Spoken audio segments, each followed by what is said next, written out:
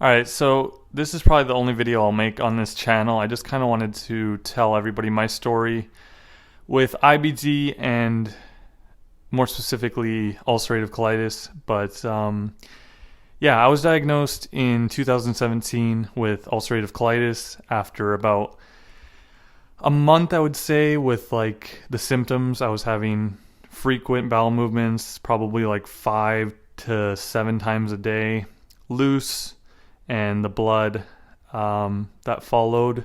I couldn't really tell if the blood was coming from like hemorrhoids because I had experienced that before, or if it was further up in like my digestive tract or colon, whatever.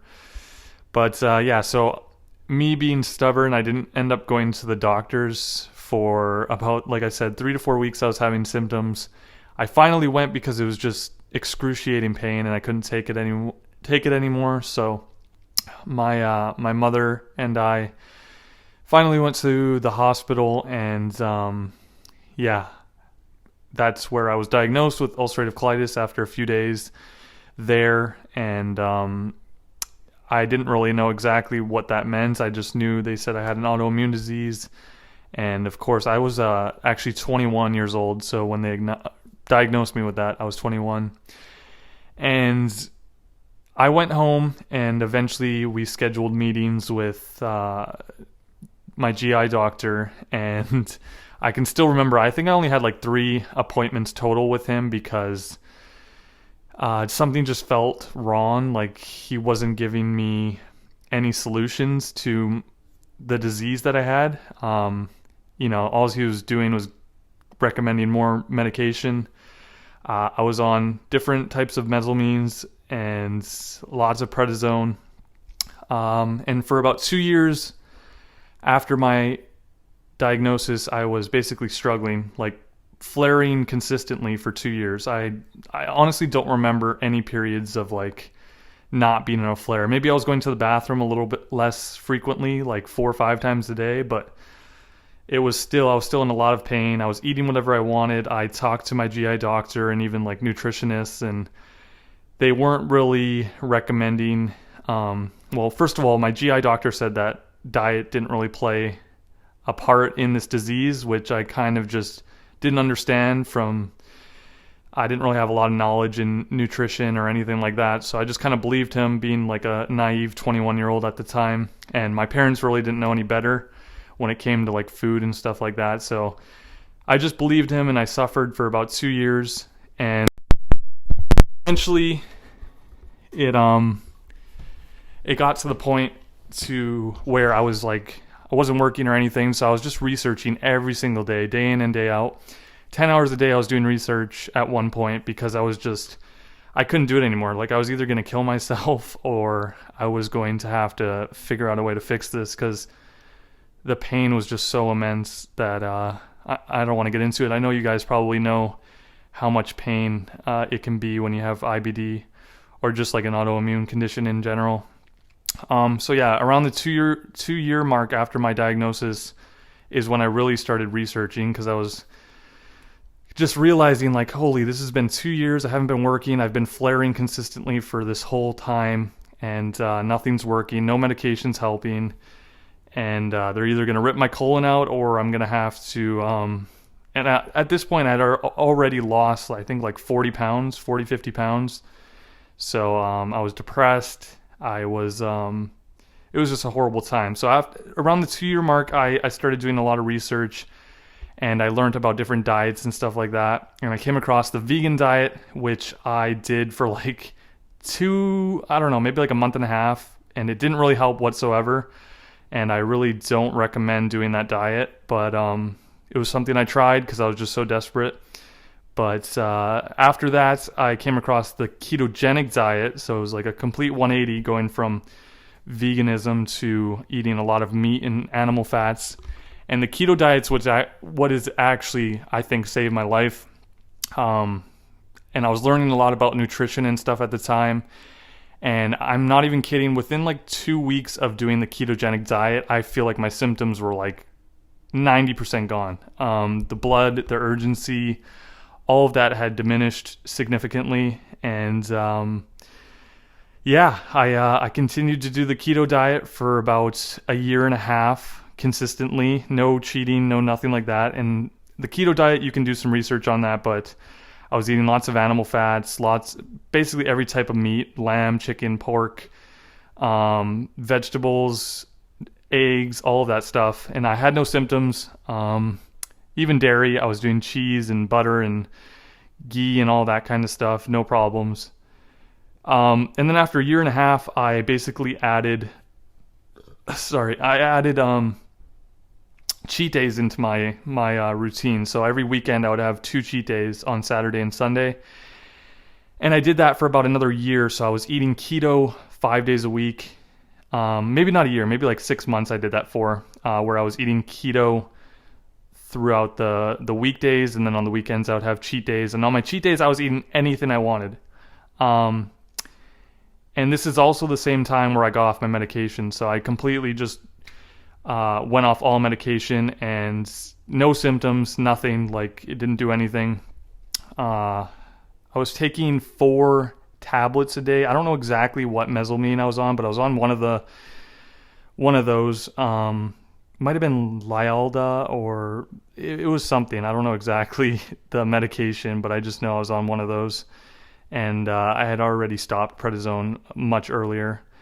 But where was I? Yeah, so I was doing the cheat days 2 days a week, and then I was doing keto 5 days a week, and still no symptoms. And then I eventually got to the point to where I wanted to test my boundaries, which you could say was risky at the time, but I remember it was one weekend where I just was eating my cheat meal like on Sunday night, and then the next day I continued to have more cheat stuff. So I was eating like McDonald's, anything you can think of, just a standard American diet. And I continued to do so on the Monday, which obviously wasn't my regular routine. And I did this for like 6 more months where I was just eating anything I wanted. So basically it was like the same diet that I was eating prior to getting ulcerative colitis. I was eating McDonald's 2-3 times a week. I was eating cereal, chips, candy, just anything you can think of I was eating, and no symptoms. This is with no medication too, like none, not even the slightest of symptoms. And I realized what happened initially, and what I believe is the problem with all IBD patients. I think there's like a gut dysbiosis in your stomach. And if you don't know what that means, is like there's like trillions of bacteria in our stomach, and there's good bacteria, there's bad bacteria. And from my understanding and research, it's IBD patients or IBS patients, anybody that has like some sort of stomach issue or even autoimmune conditions in general. I believe that there's like an imbalance of good and bad bacteria. So there should be a pretty even balance, but people that have stomach issues, especially IBD, the bad bacteria has overtaken the good bacteria. So if you're flaring, it's basically your body telling you, just try to think of it like this. The bad bacteria in your stomach has overtaken the good bacteria. So you have to fix that, or you're just going to continue to suffer. I've flared about 2 times since about 2019, and I don't even know if it was like a full-blown flare, but both times I was able to fix it within like 5 days. And the way I did that is basically what I just described. I was able to realize that, okay, I'm having symptoms again. The bad bacteria in my stomach must have overtaken the good bacteria. So how do you fix that? You have to kill the bad bacteria first, and then you have to repopulate with the good bacteria. So how you do that, I didn't want to go and take antibiotics, because that's one way you can go and kill all of the bacteria in, your stomach or whatever. I wanted to do a more natural approach. So I basically took oregano oil, like the drops, and I did that twice a day. And within like 3 or 4 days, not even kidding, my symptoms were cut in half. And then after those 3, I did it for 5 days. And like I said, after 3 days, I was already seeing benefits. And then after 5 days, I added in probiotics. So I went to the store and I bought, I forget what brand, but it was a really good one, 50 billion, I think. You want a bunch of different strains and stuff like that. and get a good probiotic, and then you do that for 4 to 5 days. So I killed all of the bad bacteria off with the oregano oil twice a day. And then once I killed it all off after 5 days, I went ahead and I repopulated my gut with the good stuff, with the probiotics. So, and then I never had symptoms. Like, my symptoms were gone, and I just think that's the way you fix. I think that's the way you fix gut problems in general. I think it's an imbalance of bad bacteria and good bacteria. I think you have to nuke, I guess you could say, as a better word, or you have to kill the bad stuff, and then you have to repopulate it with the good stuff. And you're basically like resetting your gut. So anytime you have symptoms again, like I said, in the last 3 years, I probably only had symptoms twice, and both times I was able to fix it within like 5 to 7 days, just by doing the same steps. I just took the oregano oil for 4 to 5 days, and then I took probiotics after that for another 4 to 5 days. And I don't think you need probiotics consistently, like over an extended period of time. But I do think they are really good and really important in like resetting your gut. So that time period, I think it's really important and really vital to take them. But yeah, I just wanted to share this with everybody out there.